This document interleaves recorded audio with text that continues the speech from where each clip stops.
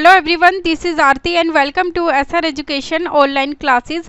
Last class में हम लोग जो डिस्कस कर रहे थे क्लास 6 की साइंस की एनसीईआरटी बुक को डिस्कस कर रहे थे, जिसमें मैंने आपको लेसन नंबर 1 से लेके लेसन नंबर 8 तक ओडीडी चैप्टर कंप्लीट करवा दिए हैं। अगर आपने लेसन 1 से लेकर लेसन नंबर 8 तक अभी तक चैप्टर को नहीं पढ़ा तो आप प्लेलिस्ट में से जाके उन चैप्टर को अच्छे से पढ़ सकते हो, वीडियो को देख सकते हैं।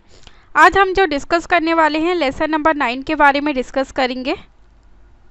लेसन नंबर या फिर चैप्टर नंबर हमारा 9 रहेगा जो हम डिस्कस करेंगे आज के क्लास में। सजीव विशेषताएं एवं आवास के बारे में कि जो सजीव है उनकी क्या क्या विशेषताएं होती है और वो किस प्रकार के आवास में रहते हैं। चलिए फिर स्टार्ट करते हैं आज की क्लास हम लोग। पहली और भुजो छुट्टियों में अनेक रोमांचक स्थानों की सैर पर गए। ऐसी ही एक यात्रा पर वह ऋषिकेश में गंगा नदी देखने गए। उन्होंने हिमालय की हिमा आच्छादित होती है बर्फ की ढकी पहाड़ी, हिमालय की बर्फ की ढकी पर्वत श्रृंखला के कुछ पर्वतों का पर्वतारोहण किया जहाँ बहुत ठंड थी। इन पर्वतों पर उन्होंने ओक, चीड़ एवं देवदार जैसे अनेक वृक्ष देखे जो उनके मैदानी क्षेत्रों के वृक्षों से बहुत अधिक भिन्न थे या फिर अलग थे। एक और अभियान में उन्होंने राजस्थान की यात्रा की एवं ऊंट पर उष्ण मरुस्थल भी घूमे। यहाँ से उन्होंने नागफनी के अनेक प्रकार के पौधे एकत्र किए या फिर इकट्ठे किए। अंत में वे पुरी गए और उन्होंने समुद्र तट की सैर की और वहाँ केजुराइना के वृक्ष के कतार देखी। इन स्थानों के भ्रमण के रोमांचक एवं उल्लासपूर्ण क्षणों का स्मरण या फिर जब वो याद करते हुए उन्हें अचानक एक विचार आया, ये सभी एक स्थान से दूसरे स्थान बहुत भिन्न है। यानी कि ये सारे जो स्थान थे वो एक स्थान से दूसरे स्थान में बहुत अंतर था, बहुत ही ज़्यादा अलग थे या फिर भिन्न थे। कुछ बहुत ठंडे थे, कुछ बहुत उष्ण थे एवं कुछ शुष्क तथा कुछ स्थान आर्द्र यानी गर्म थे। परंतु उन सभी स्थानों पर अनेक प्रकार के बहुत सारी जीव वस्तुएं थी और सभी स्थानों की जो जलवायु होती है वो भी अलग अलग प्रकार से होती है, जो वहाँ की जीव जंतुओं को अनुकूलन करने में मदद करती है। उन्होंने ये जानने की कोशिश की क्या पृथ्वी पर कोई ऐसा भी स्थान है जहाँ कोई भी जीव नहीं पाया जाता। भुजो ने अपने घर के आसपास के स्थानों का ध्यान किया। घर के अंदर उसने अलमारी एवं दरवाजों को देखा। उसने सोचा था कि इनमें कोई सजीव नहीं होगा, परंतु उसे एक छोटी सी मकड़ी नजर आई। घर से बाहर भी वह किसी ऐसे स्थान के बारे में नहीं सोच पाया जहां किसी न किसी प्रकार के जीव ना पाए जाते हों। पहली ने दूर दूर के स्थानों के विषय में पढ़ना एवं सोचना प्रारंभ किया। उसे पता लगा कि लोगों ने तो ज्वालामुखी के मुख यानी कि मुहाने में भी सूक्ष्म जीवों को खोज निकाला। यानी कि जितने भी हमारे जीव होते हैं वो अलग अलग स्थानों पर पाए जाते हैं। चलिए 9.1 को डिस्कस करते हैं। सजीव एवं उनका परिवेश, यानी कि जो सजीव वस्तु होते हैं उनका जो परिवेश होता है, वातावरण होता है, वो किस प्रकार से होता है। तो चलिए डिस्कस करते हैं। पहली एवं भुजो के मस्तिष्क में एक और विचार आया। जिन स्थानों की उन्होंने सैर की थी, जहां वो घूमने गए थे, वहां किस प्रकार के जीव पाए जाते हैं। मरुस्थल में ऊंट थे, पर्वत पर बकरी एवं याक थे, पुरी के समुद्र तट पर केकड़े एवं अनेक प्रकार की मछलियां थी। यहाँ से मोस्ट इम्पोर्टेंट है कि मरुस्थल में क्या थे, उन्हें ऊंट देखने को मिले थे, पर्वत पर उन्होंने बकरी और याक को देखा था और पुरी में समुद्र तट पर उन्होंने केकड़े एवं अनेक प्रकार की मछलियां देखी थी जिन्हें मछुआरे पकड़ रहे थे। साथ ही चींटियों जैसे अनेक प्रकार के जीव इन सभी स्थानों पर उपस्थित थे। इन क्षेत्रों में पाए जाने वाले विभिन्न प्रकार के पौधे अन्य क्षेत्रों के पौधों की प्रजातियों से भिन्न या फिर अलग थे। इन विभिन्न क्षेत्रों का परिवेश कैसा था? क्या उनका परिवेश भी एक समान था? जी नहीं, सबका जो परिवेश था वो अलग अलग था। चलिए क्रियाकलाप 1 को डिस्कस करते हैं। आइए एक वन से प्रारंभ करते हैं। यहाँ पाए जाने वाले सभी पौधों, जंतुओं एवं वस्तुओं के बारे में सोचिए। एक जंगल में पाए जाने वाले जंतुओं, पौधों एवं वस्तुओं को सारणी 9.1 के कॉलम 1 में लिखिए। दूसरे क्षेत्रों में पाए जाने वाली वस्तुओं, जंतुओं एवं पौधों के नाम भी लिखिए। पौधों के नाम सारणी में लिखिए। आप इस अध्याय में दिए गए उदाहरणों को इकट्ठा कर सारणी 9.1 को भर सकते हैं। अपने मित्रों, माता पिता एवं अध्यापक से भी इस विषय पर विचार विमर्श कीजिए तथा तालिका में दिए गए अन्य कॉलम में विभिन्न स्थानों पर पाए जाने वाले जंतुओं एवं पौधों के नाम भी लिखिए। आप पुस्तकालय में उपलब्ध उन पुस्तकों की सहायता ले सकते हैं जिनमें जंतु, पौधों एवं खनिज के विषय में जानकारी दी गई है। इस सारणी के प्रत्येक कॉलम में अधिकाधिक छोटी बड़ी वस्तुओं व जीवों को सम्मिलित करने का प्रयास कीजिए। जिस प्रकार की वस्तुएं हमें मिलती हैं वे शायद जीवित जंतु या पौधे ना हो। संभवतः ये पौधे के भाग जैसी सूखी पत्तियां या फिर जंतु के अवशेष जैसे हड्डियां हो। हमें विभिन्न प्रकार की मिट्टी तथा रोड़े भी मिल सकते हैं। अध्याय 5 में हम इसकी चर्चा कर चुके हैं कि समुद्री जल में लवण घुले हुए हैं। इस प्रकार की कुछ अन्य वस्तुएं भी हो सकती है। जैसे जैसे हम अध्याय को पूरा करेंगे, सारणी 9.1 में कुछ और उदाहरण सम्मिलित करते जाएंगे। जब हम अन्य रोचक स्थानों की यात्रा करेंगे तब सारणी के बारे में और चर्चा करेंगे। चलिए फिर 9.1 के टेबल को हम लोग डिस्कस कर लेते हैं। यह है टेबल 9.1 की। विभिन्न परिवेश में पाए जाने वाले जंतु, पौधे एवं अन्य वस्तुओं के बारे में आपको लिखना है।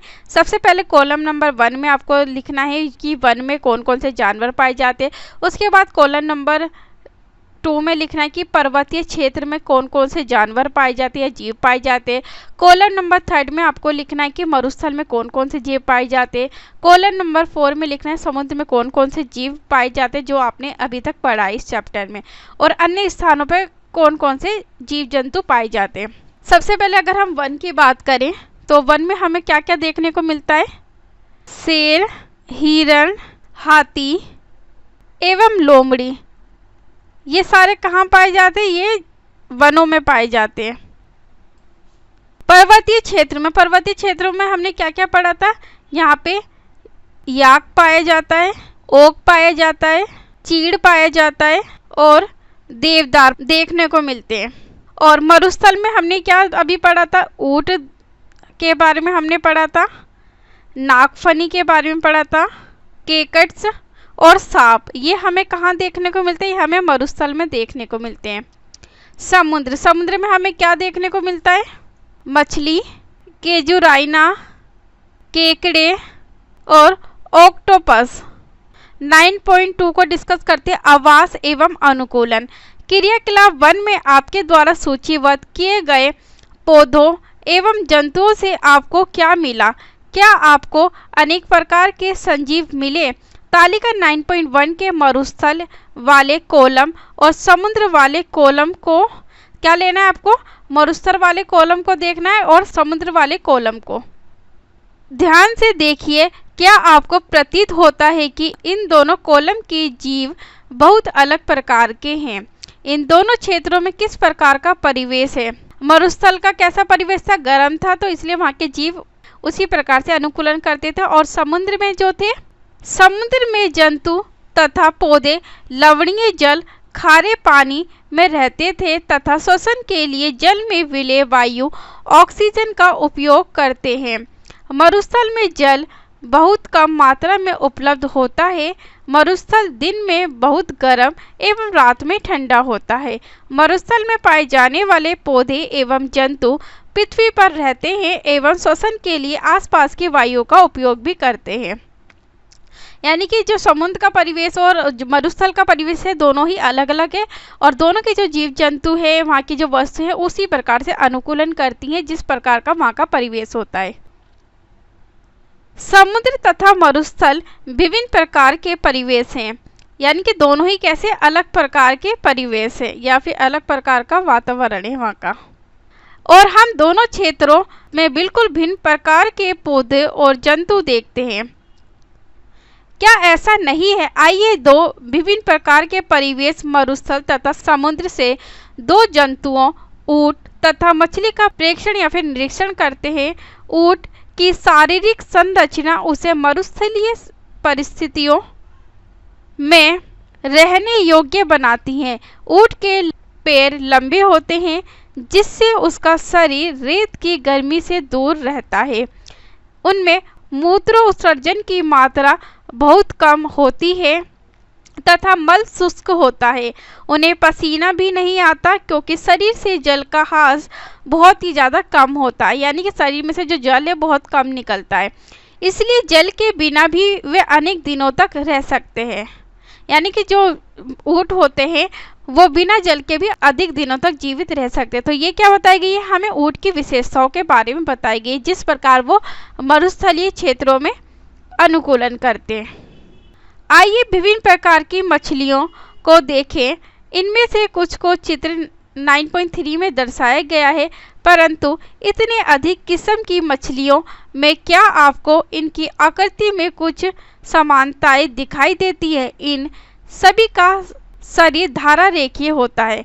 मछलियों का शरीर कैसा होता है? धारा रेखीय होता है, जिसकी चर्चा हम अध्याय 8 में कर चुके हैं। उनकी ये आकृति उन्हें जल के अंदर विचरण करने में सहायता करती है।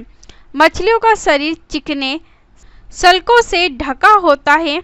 ये सल्क मछली को सुरक्षा तो प्रदान करते ही हैं, साथ ही उन्हें जल में सुगम गति करने में भी सहायक होते हैं या फिर सहायता प्रदान करते हैं। मछली के पंख एवं पूंछ चपटी होती है, जो उन्हें जल के अंदर दिशा परिवर्तन एवं संतुलन बनाए रखने में भी सहायता प्रदान करते हैं या फिर सहायता करते हैं। मछली के गिल या फिर ग्लोम होते हैं, जो उसे जल में श्वास यानी कि सांस लेने में सहायता करते हैं। तो यहाँ से इम्पोर्टेंट है, आप लोग याद रखना इस पॉइंट्स को। आप लोग मछली के क्या होते हैं? गिल या फिर ग्लोम होते हैं, जो उसे सांस लेने में या फिर श्वास लेने में मदद करते हैं। ये क्या दिखाया गया? विभिन्न प्रकार के मछलियों के बारे में दिखाया गया ये इमेज में आपको। हम देखते हैं कि मछली की संरचना उसे जल में रहने में सहायक होती है तथा ऊंट की संरचनाएं उसे मरुस्थल में रहने में सहायता करती हैं। तो यानी कि जैसे मछली की संरचनाएं इस प्रकार से बनी है ताकि वो जल में अपने आप को अच्छे से अनुकूलन कर पाए, और जो ऊंट की संरचना है वो इस प्रकार से बनी है ताकि जो ऊंट है वो मरुस्थल क्षेत्र में अपने आप को अच्छे प्रकार से अनुकूलन कर पाए। यानी कि दोनों की संरचना कैसी है? अलग अलग प्रकार के।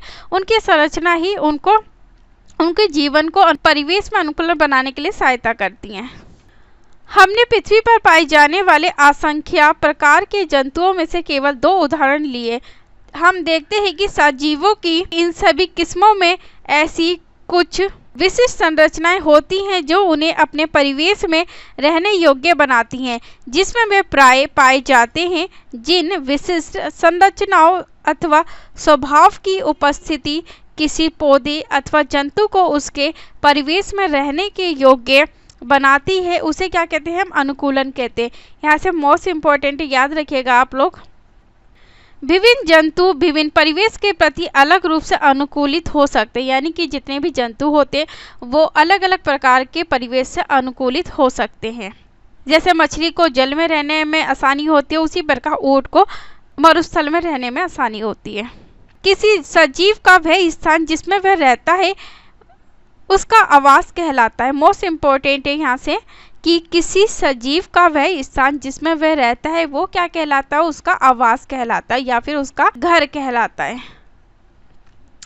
अपने भोजन, वायु, शरण स्थल एवं अन्य आवश्यकताओं के लिए जीव अपने आवास पर निर्भर रहते हैं। यानी कि अपने भोजन के लिए उन्हें वायु चाहिए होती है, शरण स्थल चाहिए होता है जहाँ वो रह सके अपने आप को, और अन्य आवश्यकताओं के लिए जीव अपने किस पर निर्भर कहते हैं? अपने घर या फिर अपने आवास पर निर्भर रहते हैं। आवास का अर्थ है वास स्थान या फिर एक घर। आवास का क्या अर्थ है? वास स्थान या फिर एक घर होता है जिसमें जीव है वो आसानी से रह सके। विभिन्न प्रकार के पौधे एवं जंतु एक ही आवास पर संयुक्त रूप से रह सकते हैं। यानी कि जो अलग अलग प्रकार के पौधे होते, जंतु होते, वो एक ही आवास में एक साथ रह सकते हैं। स्थल या फिर जमीन पर पाए जाने वाले पौधों एवं जंतुओं के आवास को स्थलीय आवास कहते हैं। वन, घास के मैदान, मरुस्थल, तटीय एवं पर्वतीय क्षेत्र स्थानीय आवास के कुछ उदाहरण हैं। मोस्ट इम्पोर्टेंट है, यहाँ से आप लोग याद रखिएगा कि स्थलीय आवास किसे कहते हैं। स्थल या फिर जमीन पर पाए जाने वाले पौधों एवं जंतुओं के आवास को क्या कहते हैं, हम स्थलीय आवास कहते हैं। और इसके एग्जाम्पल कौन कौन से, वन, घास के मैदान, मरुस्थल, तटीय एवं पर्वतीय क्षेत्र हमारे स्थलीय आवास के कुछ एग्जाम्पल या फिर उदाहरण हैं। जलाशय, दलदल, झील, नदियाँ एवं समुद्र जहाँ पौधे एवं जंतु जल में रहते हैं जलीय आवास कहलाते हैं। जलीय आवास किसे कहते हैं, जहाँ पे जलाशय, दलदल, झील, नदियाँ एवं समुद्र जहाँ पौधे एवं जंतु जल के अंदर रहते हैं उसे हम क्या कहते हैं, जलीय आवास कहते हैं। विश्व के विभिन्न भागों में पाए जाने वाले वनों, घास के मैदानों, मरुस्थलों, तटीय एवं पर्वतीय क्षेत्रों में भी बहुत विषमताएं हैं। ये सभी स्थलीय आवासों के लिए भी सत्य है। किसी आवास में पाए जाने वाले सभी जीव जैसे कि पौधे एवं जंतु उसके जैव घटक हैं। चट्टान, मिट्टी, वायु एवं जल जैसी अनेक निर्जीव वस्तुएं आवास के अजैव घटक हैं। सूर्य का प्रकाश एवं उष्मा भी परिवेश के अजैव घटक है। यहाँ से मोस्ट इम्पोर्टेंट है कि किसी आवास में पाए जाने वाली जीव जैसे कि पौधे एवं जंतु उसके क्या कहलाते हैं, जैव घटक कहलाते हैं। ये सारे कैसे होते हैं, सजीव होते हैं, इसमें जान होती है। और चट्टान, मिट्टी, वायु एवं जल जैसी जो अनेक निर्जीव वस्तुएं होती है वो आवास के क्या कहलाती है, हमारी अजैव घटक कहलाती है। और सूर्य का प्रकाश, उष्मा भी परिवेश के अजैव घटक के अंतर्गत आते हैं। हम जानते हैं कि कुछ पौधे बीजों से उगते हैं। आइए बीजों के अंकुरण से नए पौधे के बनने की प्रक्रिया में कुछ अजैव कारकों की भूमिका का अध्ययन करें। अपने परिवेश में होने वाले परिवर्तनों के साथ सामंजस्य स्थापित करने के लिए कुछ जीवों में थोड़े समय के लिए परिवर्तन हो सकते हैं। उदाहरण के लिए यदि हम मैदानी क्षेत्र में रहते हैं और अचानक ही ऊंचे पर्वतीय क्षेत्र में चले जाएं, तो हमें कुछ दिनों तक श्वास यानी कि सांस लेने एवं शारीरिक व्यायाम में असुविधा या फिर कठिनाई हो सकती है। पहाड़ पर हमें तीव्र गति से श्वास लेना पड़ता है, यानी कि तेज गति से सांस लेनी होती है हमें पहाड़ों पर। कुछ दिनों बाद हमारा शरीर पर्वतीय क्षेत्र के वातावरण के प्रति अपने आप को ढाल लेता है तथा हमें श्वास यानी कि सांस लेने में कोई परेशानी नहीं होती। अल्प अवधि में किसी एक जीव के शरीर में होने वाले ये छोटे छोटे परिवर्तन क्या कहलाते हैं, पर्याय अनुकूलन कहलाते हैं। मोस्ट इम्पोर्टेंट है यहाँ से कि अल्प अवधि में किसी एक जीव के शरीर में होने वाले छोटे छोटे जो परिवर्तन होते हैं उसे हम क्या कहलाते हैं, पर्याय अनुकूलन कहलाते हैं। ये परिवर्तन हजारों वर्षों में हुए अनुकूलन से भिन्न होता है, यानी कि जो अनुकूलन हजारों वर्षों में होता है और जबकि पर्याय अनुकूलन होता है कम समय में होता है। जो पर्याय अनुकूल होता है अल्प अवधि में होता है, यानी कि कम अवधि में होता है। चलिए क्रियाकलाप 2 को डिस्कस करते हैं हम लोग। अध्याय 1 में किए गए क्रियाकलाप 5 का स्मरण कीजिए। इस क्रियाकलाप में मूंग के बीज से अंकुर निकल आता है, अर्थात वे अंकुरित हो गए हैं। ये बीज से एक नए पौधे का प्रारंभ है। मूंग के कुछ सूखे बीजों को एकत्रित कीजिए या इकट्ठा कीजिए। कुछ बीजों के एक ढेर को अलग रख दें तथा शेष को एक दिन के लिए पानी में भीगने के लिए रख दें। भीगे हुए बीजों को 4 हिस्सों में बांटें। उसमें से एक हिस्से को 3-4 दिन के लिए पूरी तरह पानी में डुबोकर रख दें। सूखे हुए बीजों को तथा पानी में पूरी तरह डूबे हुए बीजों को बिल्कुल ना हिलाएं। भीगे बीजों में से एक भाग को धूप वाले कमरे में तथा दूसरे भाग को पूरे अंधेरे क्षेत्र में रख दें, जैसा कि अलमारी जिसमें धूप नहीं जाती है। अंतिम भाग को बहुत ही ठंडे वातावरण में रखें, जैसा कि रेफ्रिजरेटर, या उनके चारों ओर बर्फ लगा दें। इन तीनों भागों को प्रतिदिन जल में नम रखें, यानी कि क्या रखें, गीला रखें, नमी में रखें तथा अधिक जल को निकाल दें, यानी कि जो ज़्यादा जल है उसे क्या करना है, हमें निकाल देना है। कुछ दिन बाद आप क्या देखते हैं, क्या सभी 5 भाग समान रूप से अंकुरित होते हैं। क्या आप प्रकाश से दूर रखे भाग या अत्यधिक ठंडे परिवेश में रखे भाग में अंकुरन की दर में कमी या कोई भी अंकुरन नहीं देखते? क्या आपने पाया कि वायु, जल, प्रकाश तथा ऊष्मा जैसे अजैव घटक सजीवों के लिए अत्यंत आवश्यक होते हैं? मोस्ट इम्पोर्टेंट है, यानी कि वायु, जल, प्रकाश तथा ऊष्मा जैसे अजैव घटक होते किसके लिए आवश्यक होते? सजीवों के लिए अत्यंत आवश्यक होते हैं। वास्तव में ये अजैव कारक सभी सजीवों के लिए महत्वपूर्ण, यानी कि जो अजैव कारक होते हैं वो सभी सजीवों के लिए महत्वपूर्ण होते हैं, जरूरी होते हैं। हम देखते हैं कि सजीव बहुत ठंडे और बहुत उष्ण परिवेश में भी पाए जाते हैं। क्या ऐसा नहीं है? ये जीव इस विषम परिवेश में जीवित रहने के लिए किस विशिष्ट व्यवस्था को अपनाते हैं? यहाँ अनुकूलन काम आता है। यहाँ पे क्या काम आता है? अनुकूलन काम आता है। मोस्ट इम्पोर्टेंट है यहाँ से ये पॉइंट्स। अनुकूलन अल्पकाल में नहीं होता। अनुकूलन यानी कि कम समय में नहीं होता हमारा। हजारों वर्षों की अवधि में किसी क्षेत्र के अजैव घटकों में परिवर्तन आता है, यानी कि जो अनुकूलन होता है वो क्या होता है? एक लंबा प्रोसेस होता है। हजारों वर्षों की अवधि में किसी क्षेत्र के अजैव घटकों में परिवर्तन आता है या फिर बदलाव आते हैं, तो इसे अनुकूलन को करने में काफी समय लगता है। वे जंतु जो इन परिवर्तनों के प्रति अपने आप को नहीं ढाल पाते वो सभी मर जाते हैं। केवल वे जीव ही जीवित रहते हैं जो अपने आप को बदलते परिवेश के अनुसार अनुकूलित कर लेते, यानी कि सिर्फ वही जीव बचते जो बदलते परिवेश के अनुसार अपने आप को उस परिवेश में अनुकूलित या फिर ढाल पाते हैं आसानी से। जंतु विभिन्न अजैव कारकों के लिए विभिन्न विधियों से अपने आप को अनुकूलित कर लेते हैं। इसका परिणाम विभिन्न आवासों में जीवों की विविधता का होना है। आइए कुछ आवासों, इनके अजैव घटकों एवं उसमें रहने वाले विभिन्न जीवों में अनुकूलन का अध्ययन करें। विभिन्न आवासों की यात्रा या फिर कुछ स्थलीय आवास कौन कौन से? मरुस्थल। सबसे पहले मरुस्थल के बारे में डिस्कस करते हैं। मरुस्थल के अजैव घटकों एवं ऊंट के अनुकूलन के विषय में हम पहले ही चर्चा कर चुके हैं। मरुस्थल में पाए जाने वाले अन्य जंतुओं एवं पौधों में क्या होता है? क्या उनमें भी इसी प्रकार का अनुकूलन पाए जाते हैं?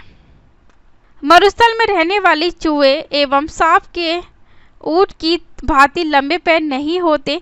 दिन की तेज गर्मी से बचने के लिए वे भूमि के अंदर यानी कि गहरे बिलों में रहते हैं। रात्रि यानी कि रात के समय जब तापमान में कमी आती है तो ये जंतु क्या होते हैं? बाहर निकलते हैं। मतलब मरुस्थल में क्या होता है? बहुत गर्मी होती है और जो छोटे छोटे जीव होते हैं वो क्या करते हैं? मिट्टी के जो गहरे बिल होते हैं उसके अंदर चले जाते हैं तेज गर्मी के कारण। और जब रात में के समय जब मौसम ठंडा हो जाता है, तापमान में कमी आती है, तापमान ठंडा होता है, तो ये क्या करते हैं? जीव जो होते हैं वो बाहर निकल आते हैं बिलों में से। मरुस्थल में उगने वाले कुछ सामान्य पौधों का चित्र 9.5 में दर्शाया गया है। ये पौधे मरुस्थल के प्रति किस प्रकार अनुकूलित हैं? नागफनी और केकट्स के पौधे हैं हमारे, जो कहाँ पाए जाते हैं? मरुस्थलीय क्षेत्रों में पाए जाते हैं। चलिए क्रियाकलाप 3 को डिस्कस करते हैं। गमले में लगा एक केकट्स तथा पत्तियों वाला एक पौधा कक्षा में लाइए। दोनों पौधों के कुछ भाग को पॉलीथीन थैली से ढककर उसी प्रकार बांधिए जिस प्रकार अध्याय 7 के क्रियाकलाप 4 में हमने पौधों में वाष्प उत्सर्जन का अध्ययन करते समय बांधा था। गमले में लगे पौधों को धूप में रख दीजिए तथा कुछ घंटे बाद इनका प्रेक्षण कीजिए या फिर निरीक्षण कीजिए। आप क्या देखते हैं? क्या आप दोनों पॉलीथीन थैलियों में एकत्रित जल की मात्रा में कोई अंतर देखते हैं? मरुस्थलीय पौधे वाष्प उत्सर्जन द्वारा जल की बहुत कम मात्रा निकासित करते हैं। मरुस्थलीय पौधों में पत्तियां या तो अनुपस्थित होती हैं अथवा बहुत छोटी होती हैं। कुछ पौधों में पत्तियां कांटों यानी कि सूल का रूप ले लेती हैं। इससे पत्तियों से होने वाले वाष्प उत्सर्जन में होने वाले जल ह्रास में कमी आती है। नागफनी में पत्ती जैसी जिस संरचना को आप देखते हैं वे वास्तव में इसका तना है, यानी कि जो नागफनी में हम पत्ती जैसी संरचना देखते हैं वो क्या होते हैं? उसका एक तना होता है। इन पौधों में प्रकाश संश्लेषण सामान्यतः तने में होता है। तो इन पौधों में जो प्रकाश संश्लेषण है कहाँ पे होता है? तने में होता है। तना एक मोटी मोमी परत से ढका होता है। तना क्या होता है? एक मोटी मोमी परत से ढका होता है, जिससे पौधों को जल संरक्षण में सहायता मिलती है। अधिकतर मरुस्थलीय पौधों की जड़ें जल अवशोषण के लिए मिट्टी में बहुत गहराई तक चली जाती है। यानी कि जो अधिकतर मरुस्थलीय पौधे की जड़ें होती है, जल अवशोषण के लिए मिट्टी में बहुत ज्यादा गहराई यानी कि अंदर तक चली जाती है। चलिए पर्वतीय क्षेत्र के बारे में डिस्कस करते हैं। ये आवास क्षेत्र बहुत ठंडे होते हैं और इनमें तेज हवा चलती है। कुछ क्षेत्रों में शीतकाल में हिमपात भी होता है, यानी कि बर्फ भी पड़ने लग जाती है। पर्वतीय क्षेत्रों में पौधों एवं जंतुओं की अनेक प्रजातियां पाई जाती हैं। क्या आपने चित्र 9.6 में दर्शाए गए वृक्ष देखे हैं? जी हाँ, ये देखे हुए। ये कहाँ पाए जाते हैं? पर्वतीय आवास के कुछ वृक्ष है, ये पर्वतीय स्थानों पर पाए जाते हैं। इस प्रकार के जो वृक्ष होते हैं शंकु टाइप के। यदि आप पर्वतीय क्षेत्र में रहते हैं अथवा वहां घूमने गए हैं तो आपने ऐसे अनेक वृक्ष देखे होंगे, परंतु क्या आपने ऐसे वृक्षों को अन्य क्षेत्रों में भी देखा है? ये वृक्ष अपने आवास में विद्यमान परिस्थितियों में रहने के लिए किस प्रकार अनुकूलित हैं? ये वृक्ष सामान्यतः शंक्वाकार होते हैं। कैसे होते हैं? ये वृक्ष शंक्वाकार होते हैं तथा इनकी शाखाएं तिरछी होती हैं। इनमें से कुछ वृक्षों की पत्तियां सुई के आकार की होती हैं, यानी कि इनके जो वृक्ष होते हैं इनका जो आकार होता है कैसा होता है? शंक्वाकार होता है। इनकी जो शाखाएं होती है कैसी होती है? तिरछी टाइप की होती है। और इनमें से जो कुछ वृक्षों की जो पत्तियां होती है कैसी होती है? सुई के आकार की तरह होती हैं। इससे वर्षा का जल एवं हिम सरलता से नीचे की ओर खिसक जाता है, यानी कि इसमें जो वृक्षों का जल होता है और जो बर्फ होती है वो क्या होती है? सरलता से नीचे की ओर खिसक जाती है, यानी कि गिर जाती है। पर्वतों पर इन वृक्षों से अधिक विभिन्न आकृति एवं आकार वाले वृक्ष भी मिल सकते हैं। पर्वत पर जीवित रहने के लिए इनमें कुछ अन्य प्रकार का अनुकूलन हो सकता है। ये मोस्ट इम्पोर्टेंट है, इसे आप लोग याद रखिएगा। यहाँ से पर्वतीय क्षेत्र में पाए जाने वाले जंतु भी वहाँ की परिस्थितियों के प्रति अनुकूलित होते हैं। उनकी मोटी त्वचा या फिर फर ठंड से उनका बचाव करती हैं। उदाहरणतः शरीर को गर्म रखने के लिए याक का शरीर लंबे बालों से ढका होता है। पहाड़ी तेंदुओं के शरीर पर फर होते हैं, यानी कि जो बाल होते हैं ये बर्फ पर चलते समय उसके पैरों को ठंड से बचाता है। क्या करता है? उसके पैरों को ठंड से बचाता है। पहाड़ी बकरी के मजबूत खुर यानी कि जो नाखून होते हैं उसे ढालदार चट्टानों पर चढ़ने के लिए क्या करते हैं? अनुकूलित बनाते हैं। यानी कि जिस प्रकार का परिवेश होता है वहाँ की जो जीव जंतु होते हैं, पेड़ पौधे होते हैं, वो इसी प्रकार से अनुकूलित करते हैं। जैसे जैसे हम पर्वतीय क्षेत्रों में ऊपर चढ़ते जाते हैं परिवेश का स्वरूप बदलता जाता है और हमें विभिन्न ऊंचाइयों पर पाए जाने वाले जीवों के अनुकूलन में विविधता भी देखने को मिलती है या फिर विविधता दिखाई देती है। चलिए घास स्थल के बारे में डिस्कस करते हैं। वहाँ का परिवेश किस प्रकार से होता है। शेर वन में अथवा घास स्थल में रहता है तथा एक ऐसा शक्तिशाली जंतु है जो हिरण जैसे जंतुओं का शिकार कर उन्हें मारकर खा जाता है। ये मटमेले यानी कि हल्के भूरे रंग का होता है। एक शेर एवं हिरण का चित्र देखिए जो 9.8 में दिखाया गया है। अभी देखते हैं हम लोग। इन दोनों जंतुओं की आंखें उनके चेहरे पर किस प्रकार स्थित है? क्या वे चेहरे के सामने हैं अथवा पार्श्व यानी कि पीछे की तरफ है? शेर के अगले पैर के नखर यानी कि जो नाखून होते हैं वो लंबे होते हैं, जिन्हें वे पदा उंगलियों के अंदर खींचकर छिपा सकते हैं। यानी कि जो उनकी पैरों की उंगलियां होती है उसके अंदर खींचकर अपनी जो नाखून है उसे छिपा लेता है। क्या शेर की ये संरचना उसके जीवन यापन में सहायता करती है? जी बिल्कुल करती है। उसका मटवेला हल्का भूरा रंग शिकार के दौरान उसे घास के सूखे मैदानों में छिपाए रखता है और शिकार को पता भी नहीं चलता। चेहरे के सामने की आंखें उसके वन में दूर तक शिकार खोजने में सहायक होती है। मोस्ट इम्पोर्टेंट है वहाँ से ये सारे पॉइंट हमारे, कि शिकार को पता भी नहीं चलता कि उसके जो चेहरे के सामने की जो आंखें होती है उसे वन में दूर शिकार खोजने में भी सहायता करती है। एक दूसरा जंतु हिरण है जो वन या फिर घास स्थल में रहता है। पौधों के कठोर तनों को चबाने के लिए इसके मजबूत दांत होते हैं। हिरण के मजबूत दांत होते हैं जो उसे पौधे और जो तने होते हैं उसे चबाने में आसानी होती है। हिरण को अपने शिकारी शेर जैसे जंतु जो उसे अपना शिकार बनाते हैं की उपस्थिति की जानकारी आवश्यक है ताकि वह उसका शिकार ना बन सके और वहां से भाग जाए। क्या कहते हैं, ये जो हिरण होता है इसे पता होता है कि जो शेर है वो इसका शिकार करेगा, इसलिए वो क्या करता है, चतुराई से भाग जाता है ताकि जो शेर है वो हिरण का शिकार ना कर सके।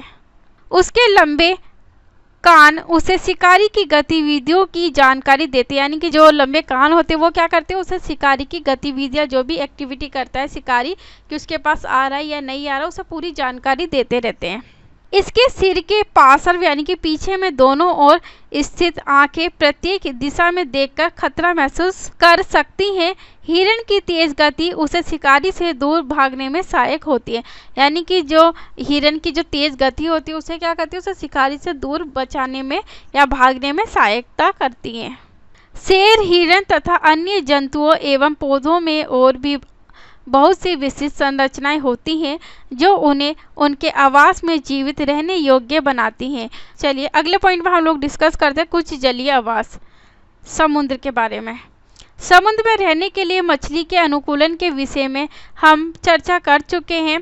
दूसरे बहुत से समुद्री जंतुओं का शरीर भी धारा रेखीय होता है जिससे वे जल में सुगमता से चल सकते हैं।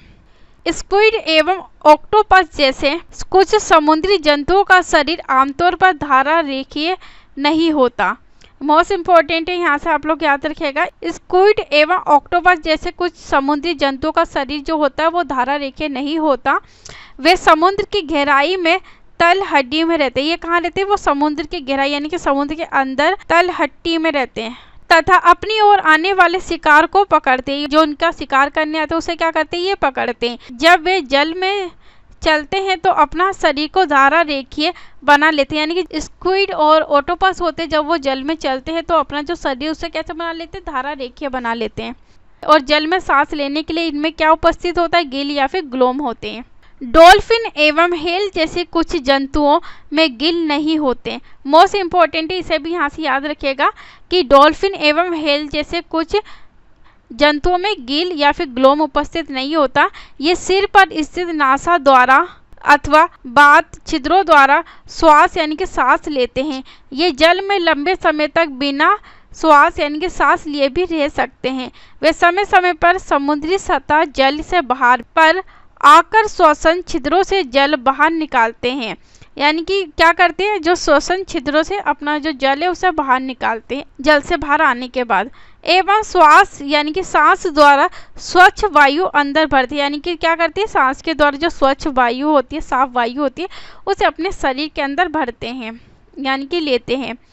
क्या आपने कभी दूरदर्शन पर अथवा समुद्री जीवन पर चलचित्र में डॉल्फिन की इस रोचक क्रिया को देखा है? जी हाँ, बिल्कुल देखा है। चलिए अगले पॉइंट्स में डिस्कस करते हैं तालाब एवं झील। क्या आपने तालाब, झील, नदियों एवं नालों में पौधों को उगे देखा है? जी हाँ, देखा है। यदि संभव हो तो समीपवर्ती किसी तालाब के भ्रमण पर जाइए और वहां दिखाई देने वाले कुछ पौधों को बाहर निकाल लीजिए। इन पौधों की पत्तियां, तने और जड़ें किस प्रकार व्यवस्थित है? इनमें से कुछ पौधों की जड़ें जलाशय की तलहटी की मिट्टी में स्थिर रहती हैं। स्थलीय पौधों में जड़ मिट्टी से जल एवं खनिज पोषकों के अवशोषण का महत्वपूर्ण कार्य करती है, परंतु जलीय पौधों में जड़ें आकार में बहुत छोटी होती हैं एवं इनका मुख्य कार्य पौधों को तलहटी में जमाए रखना होता है। इन पौधों का तना लंबा, खोखला एवं हल्का होता है। तना जल की सतह तथा वृद्धि करता है। तना क्या करता है, जल की सतह करता है और वृद्धि करता है, जबकि पत्तियां एवं फूल जल की सतह पर पलवन करते रहते हैं, यानी कि जो पत्तियां होती है और जो फूल होते हैं वो जल की सतह पर पलवन करते हैं यानी कि तैरते रहते हैं। कुछ जलीय पौधे जल में पूर्ण रूपेण डूबे रहते हैं। ऐसे पौधों के सभी भाग जल में वृद्धि करते हैं।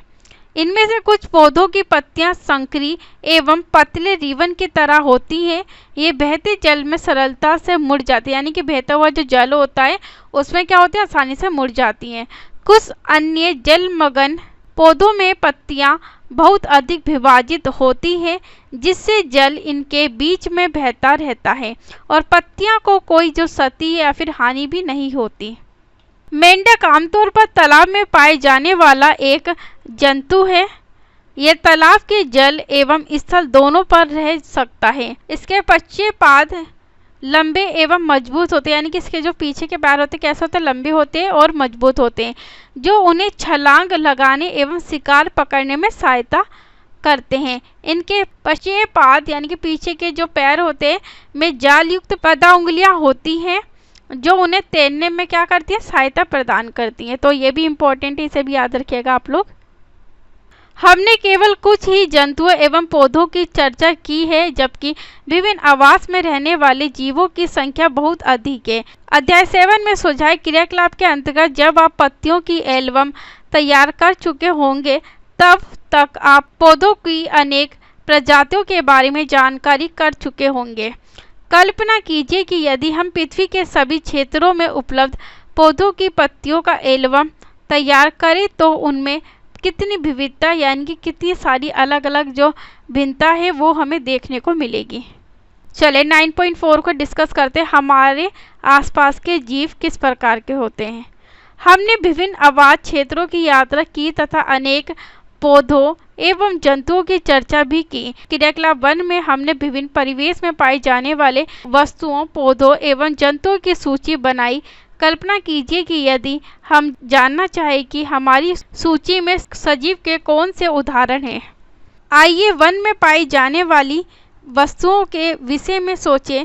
वृक्ष, आरोही लता, विसर्पी लता, छोटे बड़े जंतु, पक्षी, सर्प यानी कि सांप, कीट, चट्टान, पत्थर, मिट्टी, जल, वायु, सूखी पत्तियां, मृत जंतु, छद्रक एवं काई 1 में पाई जाने वाली विभिन्न वस्तुओं के कुछ उदाहरण हैं। इनमें से कौन सजीव है। अपने चारों ओर पाई जाने वाली विभिन्न वस्तुओं के विषय में सोचिए तथा उन्हें निर्जीव एवं सजीव समूहों में बांटिए। कुछ प्रकरणों में हमारे लिए ये आसान होगा। उदाहरणतः हमारे घर की कुर्सी अथवा मेज जैसी वस्तुएं सजीव नहीं है। ये कैसी है, निर्जीव होती है। पहली एडवर्ड लियर द्वारा रचित कंप्लीट नॉनसेंस का ये छंद पढ़ रही थी। मेज ने कुर्सी से कहा, तुम्हें पता नहीं है मैं गर्मी में कितनी तपी हूँ एवं अपने पैरों की बिवाई से यदि हम थोड़ा टहल पाते, हम थोड़ा बोल पाते, प्रार्थना करो हम वायु ले सकें। मेज ने कुर्सी से कहा, कुर्सी ने मेज से कहा, अब तुम जानती हो कभी हम समर्थ नहीं है। तुम कैसी मूर्खतापूर्ण बातें करती हो, जबकि तुम जानती हो हम चल नहीं सकते। मेज ने ठंडी सांस भरते हुए कहा, कोशिश करने में क्या हर्ज है। मेरे पास भी उतने ही पैर हैं जितने तुम्हारे पास। 2 पैरों पर क्यों नहीं चल सकते। तो ये किसके द्वारा छंद लिखा गया है। ये एडवर्ड लियर द्वारा रचित कंप्लीट नॉनसेंस की पुस्तक का छंद है। पहली और भुजों को कविता बहुत मज़ेदार लगी, क्योंकि वे जानते थे कि मेज और कुर्सी सजीव नहीं है। ये कैसी है, निर्जीव है। अतः ये ना तो चल सकते हैं ना बोल सकते हैं। हम जानते हैं कि कुर्सी, मेज, पत्थर अथवा एक सिक्का सजीव नहीं है। इस प्रकार हम जानते हैं कि हम जीवित हैं और हमारी ही तरह संसार के सभी मनुष्य, कुत्ता, बिल्ली, बंदर, गिलहरी, कीट यानी कि कीड़े जैसे जंतु भी सजीव है। हमें कैसे पता चलता है कि कोई वस्तु सजीव है। कभी कभी ये निर्णय करना इतना आसान नहीं होता। हम कहते हैं कि पौधे सजीव है, परंतु वे कुत्ते अथवा कबूतर की भांति चल नहीं सकते।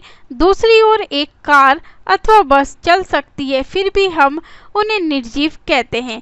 पौधे एवं जंतु समय के साथ वृद्धि करते हैं, परंतु कई बार ऐसा भी प्रतीत होता है जैसे कि आकाश में बादल अपने आकार में वृद्धि कर रहे हों। तो क्या इसका अर्थ है कि बादल सजीव है। क्या बादल सजीव है या फिर नहीं। तो आखिरकार हम निर्जीव एवं सजीवों में अंतर किस प्रकार करेंगे। क्या सजीवों में कुछ विशेष लक्षण होते हैं जो उन्हें निर्जीव वस्तुओं से अलग करते हैं। जी बिल्कुल होते हैं। क्या स्वयं सजीवों का एक बहुत अच्छा उदाहरण है। आप में ऐसे कौन से विशेष लक्षण हैं जो आपको निर्जीव वस्तुओं से अलग करते हैं। अपनी नोटबुक में ऐसे कुछ लक्षणों के नाम लिखिए। अपनी बनाई सूची को ध्यान से देखिए एवं पता लगाइए कि कौन से लक्षण अन्य जंतुओं अथवा पौधों में भी पाए जाते हैं। संभवतः इनमें से कुछ लक्षण सभी सजीव वस्तुओं में एक समान होंगे। यानी कि इसमें से जो कुछ लक्षण होते हैं जो सभी सजीव जो वस्तु होती है उसमें एक समान देखने को मिलते हैं, जो निर्जीव वस्तुओं से सजीव वस्तुओं को अलग करती है। चलिए अगले पॉइंट को डिस्कस करते हैं। क्या सभी सजीवों को भोजन की आवश्यकता होती है। अध्याय 1 और अध्याय 2 में हमने ये जाना कि सभी जीवों को भोजन की आवश्यकता होती है। भोजन हमारे लिए विभिन्न जंतुओं के लिए नितांत आवश्यक है। हमने ये भी सीखा कि पौधे प्रकाश संश्लेषण के द्वारा अपना भोजन स्वयं बनाते हैं। जंतु भोजन के लिए पौधों अथवा अन्य जंतुओं पर निर्भर रहते हैं। भोजन सजीवों और उनकी वृद्धि के लिए आवश्यक ऊर्जा प्रदान करता है। सजीवों को उनके अंदर होने वाले अन्य जीव प्रक्रमों के लिए भी ऊर्जा की आवश्यकता है। चलिए अगले पॉइंट को डिस्कस करते हैं। क्या सभी जीवों में वृद्धि परिलक्षित होती है। क्या 4 वर्ष पुराना कुर्ता आपको अभी भी ठीक आता है। इसे आप अब और नहीं पहन सकते। क्या ऐसा नहीं है इन वर्षों में आप लंबे हो गए हैं। आपको इसका आभास नहीं हो रहा, लेकिन आप में हर समय वृद्धि हो रही है और कुछ वर्षों बाद आप वयस्क हो जाएंगे। जंतुओं के बच्चे भी वृद्धि कर वयस्क हो जाते हैं। आपने अवश्य देखा होगा कि कुत्ते के पिल्ले वयस्क हो जाते हैं। एक अंडे से स्फुटित चूजा या फिर मुर्गी का बच्चा वृद्धि करके मुर्गी अथवा मुर्गा में परिवर्तित हो जाता है या फिर बदल जाता है। पौधे भी वृद्धि करते हैं। अपने चारों ओर पाए जाने वाले विभिन्न प्रकार के पौधों का अवलोकन या निरीक्षण कीजिए। इनमें से कुछ बहुत छोटे अथवा नवजात है तो कुछ विकसित होते हैं। ये सभी वृद्धि की विभिन्न स्थितियों में हो सकते हैं। कुछ दिनों और कुछ सप्ताह बाद पौधों को देखिए, आप देखेंगे कि उनकी लंबाई में वृद्धि हुई है। मोस्ट इम्पोर्टेंट कि जो वृद्धि होती है सभी सजीवों में होती है। क्या आप सोचते हैं कि निर्जीव वस्तु वृद्धि प्रदर्शित नहीं करती। जो निर्जीव वस्तु होती है वो वृद्धि नहीं करती। जैसे ये दिखाया गया है, एक शिशु वृद्धि करके वयस्क बन जाता है। जैसे बच्चा है, इसका ग्रोथ हुआ तो ये किस तरीके से डेवलप हुआ, उसके बाद कैसा हो गया, ये वयस्क बन गया। तो ये सभी सजीवों में वृद्धि होती है। चलिए अगले पॉइंट को डिस्कस करते हैं। क्या सभी सजीव श्वसन करते हैं। यानी कि जितने भी सजीव वस्तुएं होती है वो सारी सांस लेती हैं या फिर नहीं लेती। क्या हम श्वसन के बिना जीवित रह सकते हैं। जब श्वास यानी कि सांस लेते हैं तो बाहर की वायु शरीर के अंदर जाती है। जब हम श्वास यानी कि सांस छोड़ते हैं तो शरीर के अंदर की वायु बाहर निकल जाती है। श्वास लेना श्वसन क्रिया का एक हिस्सा है। श्वसन में अंदर ली गई वायु की ऑक्सीजन की कुछ मात्रा का उपयोग होता है। इस क्रिया में बनी कार्बन डाइऑक्साइड को हम श्वास यानी कि सांस द्वारा बाहर निकासित कर लेते हैं। गाय, भैंस, कुत्ता तथा बिल्ली जैसे कुछ जंतुओं में श्वसन क्रिया मनुष्य की तरह ही होती है। इनमें से किसी भी जंतु का विश्राम की अवस्था में परीक्षण कीजिए तथा उसके अंदर की गति पर ध्यान दीजिए। ये मंद गति उनकी श्वास यानी कि सांस लेने की प्रक्रिया को दर्शाता है या फिर दिखाता है। श्वसन यानी कि सांस सभी सजीवों के लिए आवश्यक है। ग्रहण किए गए भोजन से श्वसन द्वारा ही हमारे शरीर को ऊर्जा मिलती है। कुछ जंतुओं में गैस आदान प्रदान का तरीका भिन्न यानी कि अलग हो सकता है, जो श्वसन का एक हिस्सा होता है। उदाहरण के लिए केंचुआ त्वचा द्वारा सांस लेता है। इम्पोर्टेंट है, यहाँ से इसे याद रखिएगा। केंचुआ किसके द्वारा सांस लेता है, अपनी त्वचा के द्वारा, अपनी स्किन के द्वारा सांस लेता है। और मछली के गिल होते हैं। मछली के क्या होते हैं, गिल होते हैं या फिर ग्लोम होते हैं, जो उसके सांस लेने में सहायता प्रदान करते हैं, जिनकी सहायता से वे जल में विलय वायु से ऑक्सीजन को अवशोषित कर लेते हैं। क्या पौधे भी श्वसन करते हैं? पौधों की श्वसन क्रिया में गैसों का आदान प्रदान मुख्यतः उनकी पत्तियों द्वारा होता है। कि पौधों में श्वसन की जो क्रिया है उनका आदान प्रदान कैसे होता है? उनकी पत्तियों के द्वारा होता है। पत्तियों सूक्ष्म रंध्रों द्वारा वायु को अंदर लेती हैं तथा ऑक्सीजन का उपयोग करती हैं। वह कार्बन डाइऑक्साइड वायु में निकासित कर देती है, यानी कि क्या करती है? ऑक्सीजन को लेती हैं और कार्बन डाइऑक्साइड को वायु के द्वारा बाहर निकाल देती हैं। तो ये सारी जो प्रक्रिया किस में होती है? ये पौधों में होती है। हम जानते हैं कि प्रकाश की उपस्थिति में पौधे वायु की कार्बन डाइऑक्साइड का उपयोग भोजन बनाने के लिए करते हैं तथा ऑक्सीजन छोड़ते हैं। श्वसन की क्रिया दिन और रात दोनों में ही निरंतर चलती रहती है। भोजन बनाने की प्रक्रिया में निकासित ऑक्सीजन की मात्रा पौधे द्वारा श्वसन में उपयोग की गई ऑक्सीजन की अपेक्षा बहुत अधिक होती है, यानी कि बहुत ज़्यादा अधिक होती है। तो इम्पोर्टेंट है, इसे याद रखना आप लोग। चलिए अगले पॉइंट को डिस्कस करते हैं।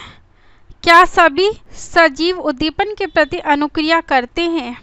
जब आप नंगे पैर टहल रहे हो तथा आपका पैर अचानक ही किसी कांटे अथवा नुकीली वस्तु पर पड़ जाए तो आप किस प्रकार की अनुक्रिया करेंगे? जब आप अपने प्रिय व्यंजन को देखते हैं अथवा उसके विषय में सोचते हैं तो क्या अनुभव होता है? आप अंधेरे स्थान से अचानक तेज धूप में आते हैं तो क्या होता है? आपकी आंखें स्वतः ही कुछ क्षण के लिए बंद हो जाती हैं जब तक कि वे तेज प्रकाश की अभ्यस्त नहीं हो जाती। आपका प्रिय व्यंजन तेज प्रकाश एवं कांटा उपरोक्त स्थितियों में आपके बाह्य वातावरण में होने वाले परिवर्तनों के कुछ उदाहरण हैं। हम इन सभी प्रकार के परिवर्तनों के प्रति अनुक्रिया करते हैं। वातावरण में होने वाले इन परिवर्तनों को क्या कहते हैं? हम उद्दीपन कहते हैं। मोस्ट इम्पोर्टेंट है, वातावरण में अनेक प्रकार के परिवर्तन होते हैं जिनके प्रति हम अपनी अनुक्रिया करते हैं और इन परिवर्तनों को उद्दीपन कहते हैं। क्या दूसरे जंतुओं में भी उद्दीपन के प्रति अनुक्रिया होती है? खाना देते समय जंतु या फिर पशु के व्यवहार को ध्यान से देखिए। क्या वे भोजन देखते ही अचानक अधिक चेतनीय नहीं हो जाते? जब आप एक चिड़िया की ओर कदम बढ़ाते हैं तो वे क्या करती है? जब जंगली जानवरों पर तीव्र प्रकाश डालते हैं तो वे क्या करते हैं? भाग खड़े होते हैं, वहाँ से भाग जाते हैं। इसी प्रकार यदि रात्रि यानी कि रात में आप रसोई घर में बल्ब प्रदीप्त कर देते हैं तो कॉकरोच अचानक अपने छिपने के स्थान में भाग जाते हैं। क्या आप जंतुओं में उद्दीपन के प्रति अनुक्रिया के कुछ और उदाहरण दे सकते हैं? क्या पौधे भी उद्दीपन के प्रति अनुक्रिया दर्शाते हैं? कुछ पौधों के पुष्प यानी कि फूल केवल रात्रि के समय ही खिलते हैं। कुछ पौधों के पुष्प सूर्य अस्त के बाद बंद हो जाते हैं। छुई मुई क्या है? गुल मेहंदी के पौधों की पत्तियां छूने पर अचानक मुरझा यानी कि सुगड़ जाती है। ये पौधों में उद्दीपन के प्रति अनुक्रिया के कुछ उदाहरण हैं। तो मोस्ट इम्पॉर्टेंट है यहाँ से छुई मुई या फिर गुल मेहंदी के पौधे की जो पत्तियां होती है वो छूने पर अचानक मुरझा जाती है या फिर सुगड़ जाती है। ये पौधों में उद्दीपन के प्रति क्या है? अनुक्रिया को व्यक्त करता है। चलिए क्रियाकलाप 4 को डिस्कस करते हैं। एक कमरे की खिड़की जिससे दिन के समय धूप सूर्य का प्रकाश आती हो के पास एक पौधे का गमला रखिए। कुछ दिनों तक पौधों को नियमित जल देते रहे। क्या ये पौधा खुले स्थान पर रखे पौधे की तरह सीधा ऊपर की ओर वृद्धि करता है? यदि ये सीधा वृद्धि नहीं करता तो ज्ञात कीजिए कि ये किस ओर मुड़ता है। आपके विचार में क्या ये किसी उद्दीपन के प्रति अनुक्रिया है? क्या सभी सजीव वस्तुएं अपने परिवेश में होने वाले परिवर्तनों के प्रति अनुक्रिया दर्शाती है? यानी कि जितनी भी सजीव वस्तुएं होती है वो अपने परिवेश में होने वाले जो परिवर्तन है उसके प्रति अनुक्रिया को दिखाती हैं या फिर दर्शाती हैं। चलिए अगले पॉइंट को डिस्कस करते हैं। सजीवों में उत्सर्जन किस प्रकार से होता है? सभी सजीव भोजन करते हैं। जीव इसे ग्रहण किए हुए भोजन की संपूर्ण मात्रा का उपयोग नहीं करता। आहार का केवल कुछ ही भाग जीव के शरीर द्वारा उपयोग में आता है। भोजन से बचे हुए शेष भाग का क्या होता है? वे इसे अपशिष्ट के रूप में शरीर से बाहर निकाल देते हैं। विभिन्न जे प्रकर्मों के फलस्वरूप हमारे शरीर में कुछ अपशिष्ट पदार्थ उत्पन्न होते हैं। सजीवों द्वारा इन अपशिष्ट पदार्थों के निकासन के प्रक्रम को क्या कहते हैं? उत्सर्जन कहते हैं। मोस्ट इम्पोर्टेंट है यहाँ से कि विभिन्न जे प्रकर्मों के फलस्वरूप हमारे शरीर में कुछ अपशिष्ट यानी कि जो बचे हुए पदार्थ होते हैं जिसका हमारे शरीर में उपयोग नहीं होता, अपशिष्ट पदार्थों के निकासी यानी कि बाहर निकालने के प्रक्रम को क्या कहते हैं? उत्सर्जन कहते हैं। क्या पौधों में भी उत्सर्जन होता है? हाँ, पौधे भी उत्सर्जन करते हैं, परंतु उनमें इस प्रक्रम का ढंग कुछ अलग होता है। कुछ पौधों में अपशिष्ट पदार्थ पौधे के कुछ विशेष भागों में संग्रहित यानी कि इकट्ठे किए जाते हैं, जिससे पौधों को कोई हानि या फिर कोई नुकसान नहीं पहुंचती। कुछ पौधों में अपशिष्ट पदार्थों का निकासन स्राव के रूप में होता है। पौधों में अपशिष्ट पदार्थों का निकासन कैसे होता है? स्राव द्वारा होता है। तो याद रखिएगा, मोस्ट इम्पोर्टेंट है यहाँ से। उत्सर्जन सजीवों का एक दूसरा सामान्य लक्षण है। चलिए अगले पॉइंट को डिस्कस करते हैं। क्या सभी सजीव प्रजनन करते हैं? यानी कि जितने भी सजीव होते हैं वो प्रजनन करते हैं या फिर नहीं करते? क्या आपने कभी कबूतर अथवा किसी पक्षी के नीड यानी कि उनके घोंसले देखे हैं? वे नीड में अंडे देते हैं। कुछ अंडे प्रस्फुटित होते हैं तथा उनसे छोटे छोटे बच्चे बाहर निकल आते हैं, यानी छोटे छोटे बच्चे अंडे में से फूटकर बाहर निकल आते हैं। मोस्ट इम्पोर्टेंट इसे भी आप याद रखिएगा। जंतु प्रजनन द्वारा अपने समान संतान उत्पन्न करते हैं, यानी कि जंतु प्रजनन द्वारा अपने समान संतान उत्पन्न करते हैं। विभिन्न जंतुओं में प्रजनन का ढंग अलग अलग होता है। कुछ जंतु अंडे देते हैं जिनसे शिशु निकलते हैं, यानी कि कुछ क्या होते हैं जो जंतुओं में प्रजनन होता है वो अलग अलग प्रकार से होता है। अंडे देते हैं, उसमें से जो बच्चे हैं वो बाहर निकलते हैं। कुछ जंतु शिशु को जन्म देते हैं, कुछ जंतु क्या होते हैं शिशु को जन्म देते हैं। जैसे बिल्ली क्या करती है? बिल्ली बच्चा देती है। कुत्ता क्या करता है? बच्चा देता है। गाय क्या करती है? अपने बच्चे देती है। और मनुष्य क्या करता है? अपना बच्चा देता है, यानी कि शिशु देता है। पौधे भी प्रजनन करते हैं। जंतुओं की तरह पौधों में भी प्रजनन के तरीके भिन्न भिन्न यानी कि अलग अलग है। बहुत से पौधे बीजों द्वारा प्रजनन करते हैं। पौधे बीज उत्पादित करते हैं। हम उन्हें अंकुरित करके नए पौधे उगा सकते हैं, यानी कि जो पौधे होते हैं वो भी क्या करते हैं? प्रजनन करते हैं। जैसे एक पौधे का बीज अंकुरित होकर नया पौधा बनता है। जैसे ये पौधे का बीज है कि धीरे धीरे अंकुरित होकर क्या होगा? नया पौधा बन जाएगा। तो हमारे जो पौधे हैं वो भी प्रजनन करते हैं। कुछ पौधे बीज के अतिरिक्त अपने कायिक भागों द्वारा भी नए पौधे उत्पन्न करते हैं। उदाहरण के आलू के कलिका वाले भाग से नया पौधा बनता है, यानी कि जो आलू के कलिका वाला जो भाग होता है कली वाला, उससे क्या होता है?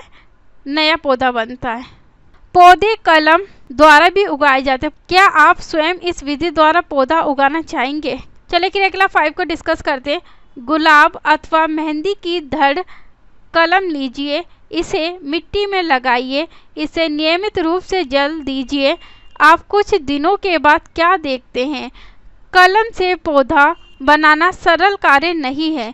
यदि आपकी कलम में वृद्धि नहीं हुई है तो निराश ना हो। यदि संभव हो तो एक माली से बात करके कलम से पौधे बनाने के अंतराल में की जाने वाली देखभाल की जानकारी प्राप्त कीजिए। अगला पॉइंट काफ़ी इंपॉर्टेंट है, इसे आप लोग याद रखिएगा। सजीव प्रजनन प्रक्रिया द्वारा अपने समान अनेक संतान उत्पन्न करते हैं। विभिन्न जीवों में प्रजनन की विधियां भी विभिन्न यानी कि अलग प्रकार से होती है। चलिए अगले पॉइंट को डिस्कस करते हैं। क्या सभी सजीव गति करते हैं? अध्याय 8 में हमने जंतुओं में गति के विभिन्न तरीकों की चर्चा की थी। वे एक स्थान से दूसरे स्थान तक जाते हैं तथा उनके शरीर में अन्य प्रकार की गति भी दिखाई देती है। पौधों के विषय में क्या विचार है? क्या वे भी गति करते हैं? पौधे सामान्यतः भूमि में जकड़े रहते हैं, अतः वे एक स्थान से दूसरे स्थान तक नहीं जा सकते, परंतु विभिन्न पदार्थ जैसे कि जल, खनिज एवं संश्लेषित खाद्य पदार्थ पौधे के एक भाग से दूसरे भाग में संवाहित होते हैं। क्या आपने पौधों में अन्य प्रकार की गति भी देखी है? पुष्पों यानी कि फूलों का खिलना एवं बंद होना। क्या आप याद कर सकते हैं कि कुछ पौधे विभिन्न उद्दीपनों के प्रति किस प्रकार की अनुक्रिया करते हैं? हम कुछ निर्जीव वस्तुओं को भी गति करते देखते हैं। बस, कार, कागज का छोटा टुकड़ा, बादल तथा अन्य कुछ वस्तुएं इसके उदाहरण हैं। क्या इनकी गति सजीवों की गति से किसी प्रकार भिन्न है या फिर अलग है? प्रकृति में विविध प्रकार के जीव हैं, लेकिन उन सभी में कुछ लक्षण एक समान होते हैं, जिसकी हम पहले चर्चा कर चुके हैं। मृत्यु सजीवों के लिए एक सामान्य लक्षण है। चूंकि जीव की मृत्यु होती है, इसलिए जीवों की प्रजातियां हजारों वर्षों तक तभी अस्तित्व में रह सकती हैं, जबकि वे प्रजनन कर अपने समान संतान उत्पन्न करें। एक अकेला जीव प्रजनन किए बिना भी मर सकता है, परंतु सजीव की प्रजाति तभी अस्तित्व में रहती है जब उसके सदस्यों में प्रजनन होता है। यानी कि जो सजीव की प्रजाति है वो तभी अस्तित्व में रहती है, तभी दिखाई दे जब उसके जो सदस्य है वो भी प्रजनन करे। हमने देखा कि सभी सजीव वस्तुओं में कुछ विशिष्ट लक्षण समान रूप से दिखाई देते हैं। उन सभी को भोजन की आवश्यकता होती है। उनमें श्वसन यानी कि सांस, उत्सर्जन, उद्दीपन के प्रति अनुक्रिया, प्रजनन, गति एवं वृद्धि होती है तथा मृत्यु भी होती है। क्या हम ऐसी कुछ निर्जीव वस्तुओं को जानते हैं जिनमें इन लक्षणों में से कुछ लक्षण दिखाई देते हैं? कार, साइकिल, घड़ी एवं नदी का जल गति करते हैं। आकाश में चंद्रमा गति करता है। हमारे देखते देखते एक बादल के आकार में वृद्धि हो जाती है। क्या इन वस्तुओं को सजीव कहा जा सकता है? हमें स्वयं से प्रश्न करना होगा कि क्या इनमें सजीवों के अन्य सभी लक्षण भी पाए जाते हैं? सामान्यतः सजीवों में वे सभी लक्षण पाए जाते हैं जिनकी हमने चर्चा की है, परंतु निर्जीव वस्तुओं में वे सभी लक्षण एक साथ दिखाई नहीं देते। क्या ये हमेशा सत्य है? क्या हमें सभी सजीवों में वे सभी लक्षण जिनकी हमने चर्चा की हमेशा निश्चित रूप से दिखाई देते हैं? क्या हमें निर्जीवों में वे सभी लक्षण कभी भी एक साथ दिखाई नहीं देते? उनमें से मात्र कुछ लक्षण ही दिखाई देते हैं। इस विषय को और अच्छी प्रकार से समझने के लिए आइए किसी बीज के विषय में विचार करें। कुछ विशिष्ट उदाहरण देखें। उदाहरणतः मूंग के बीज के बारे में क्या होता है? क्या ये जीवित है? ये एक दुकान अथवा भंडार में महीनों रखा रहता है तथा इसमें कोई वृद्धि नहीं होती अथवा जीवन के कुछ अन्य लक्षण भी दिखाई नहीं देते, परंतु जब हम इन बीजों को मिट्टी में बोकर जल से सींचते हैं तो ये पौधा बन जाता है। क्या महीनों तक दुकान में रखे बीजों को भोजन की आवश्यकता थी अथवा इनमें उत्सर्जन, वृद्धि अथवा प्रजनन हुआ था?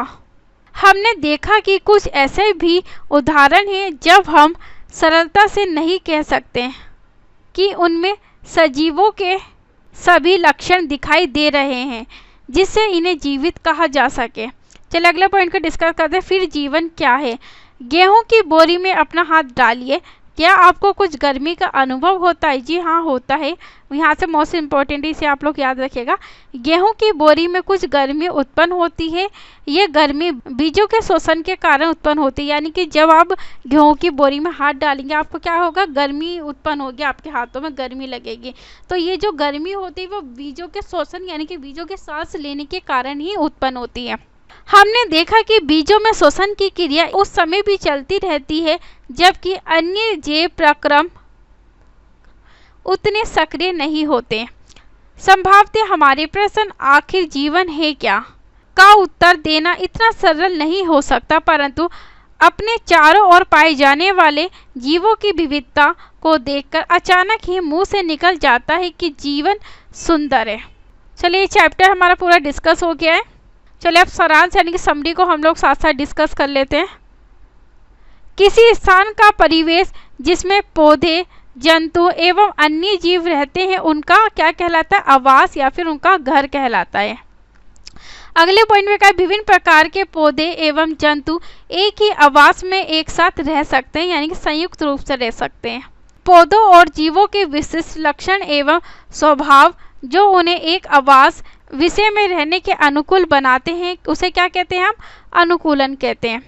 अगले पॉइंट पे का आवास अनेक प्रकार के होते हैं, परंतु सामान्यतः इन्हें स्थलीय या फिर जमीन पर एवं जलीय आवास या फिर जल में वर्गीकृत किया जाता है, यानी कि जमीन पर, स्थल में, और कुछ को जलीय आवास में वर्गीकृत करते हैं। अगले पॉइंट पे का विभिन्न आवासों में सजीवों की विविध प्रजातियां पाई जाती हैं। अगले पॉइंट पे का पौधे, जंतु एवं सूक्ष्म जीव संयुक्त रूप से जैव घटक बनाते हैं। चट्टान, मिट्टी, वायु, जल, प्रकाश एवं ताप हमारे परिवेश के कुछ अजैव घटक हैं। सजीव वस्तुओं के कुछ सामान्य लक्षण हैं। उन्हें भोजन की आवश्यकता होती है। वे श्वसन, उत्सर्जन, पर्यावरण के प्रति अनुक्रिया, प्रजनन, वृद्धि एवं गति करते हैं। तो यहाँ समरी भी हमारी पूरी डिस्कस हो गई है। चलिए अब एक्सरसाइज को हम लोग डिस्कस कर लेते हैं। क्वेश्चन नंबर 3 को डिस्कस करते हैं। यहाँ पर फिल इन द ब्लैंक्स को पूरे करने, फिल इन द ब्लैंक्स आपको पढ़ने। पौधे एवं जंतुओं में पाए जाने वाले विशिष्ट लक्षण जो उन्हें आवास विषय में रहने योग्य बनाते हैं क्या कहलाते हैं? बताइए। अभी हमने डिस्कस किया था ना, उसे हम अनुकूलन कहते हैं। अगले पॉइंट में क्या है? कुछ स्थल पर पाए जाने वाले पौधे एवं जंतुओं के आवास डैश आवास कहते हैं, यानी कि जहाँ पे जो स्थल वाले आवास होते हैं उसे हम क्या कहते हैं? स्थलीय आवास आएगा। अगले पॉइंट में वे आवास जिनमें जल में रहने वाले पौधे एवं जंतु रहते हैं डैश आवास कहलाते हैं। कौन से आवास कहलाते हैं? जलीय आवास। मृदा यानी कि मिट्टी, जल एवं वायु किसी आवास के डैश घटक हैं। तो कैसे घटक है? अजैव घटक है। हमारे परिवेश में होने वाले परिवर्तन जिनके प्रति हम अनुक्रिया करते हैं डैश कहलाते हैं। क्या कहलाते हैं? उद्दीपन। ये पूरा चैप्टर हम लोगों ने बहुत अच्छी तरह डिस्कस किया है। आई होप कि आप लोगों को बहुत अच्छी तरीके से समझ में आया हो। आज की क्लास को यही समाप्त करते हैं। थैंक यू सो मच आज की क्लास के लिए।